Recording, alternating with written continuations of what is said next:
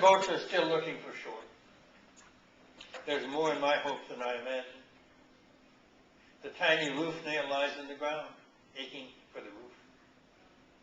Some little bone in our foot is longing for heaven. 100 boats are still looking for shore. There's more in my hopes than I imagined. The tiny roof nail lies on the ground, aching for the roof. Some little bone in our foot is longing for heaven.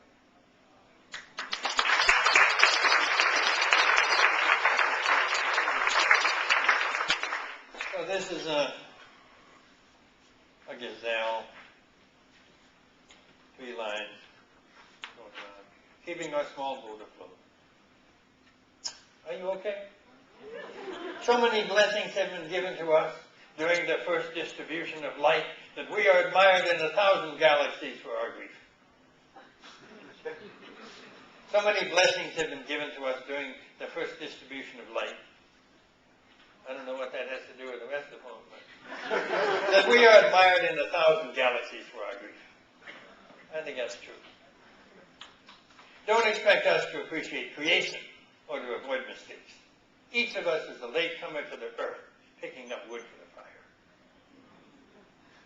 Every night another beam of light slips out from the oyster's closed eye. Every night another beam of light slips out from the oyster's closed eye. So don't give up hope that the door of mercy may still be open. Seth and Shem tell me, are you still grieving over the spark of light that descended with no defender near into the Egypt of Mary's womb? Seth and Shem tell me, are you still grieving over that spark of light that descended with no defender near into the Egypt of Mary's womb? It's hard to grasp how much generosity is involved in letting us go on breathing. Especially when we contribute nothing valuable but our grief. It's hard to grasp how much generosity is involved in letting us go on breathing when we contribute nothing valuable but our grief. Each of us deserves to be forgiven, if only for our persistence in keeping our small boat afloat, when so many have gone down in the storm.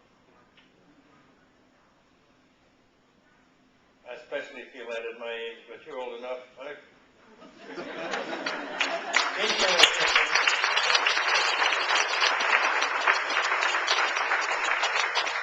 Each of us deserves to be forgiven, if only for our persistence in keeping our small boat afloat, when so many have gone down in the storm.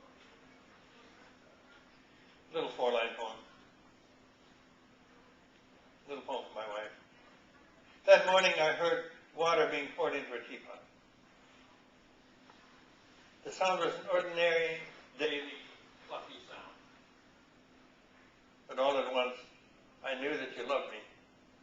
An unheard of thing. Love audible in water falling. That morning I heard water being poured into a teapot, and the sound was an ordinary, daily, fluffy sound. But all at once I knew you loved me. It was an unheard of thing. Love audible in water falling.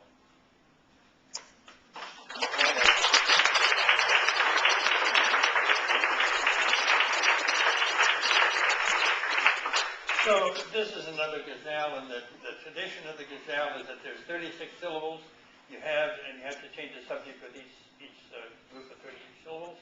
And oftentimes in the original it'll all end with the same word.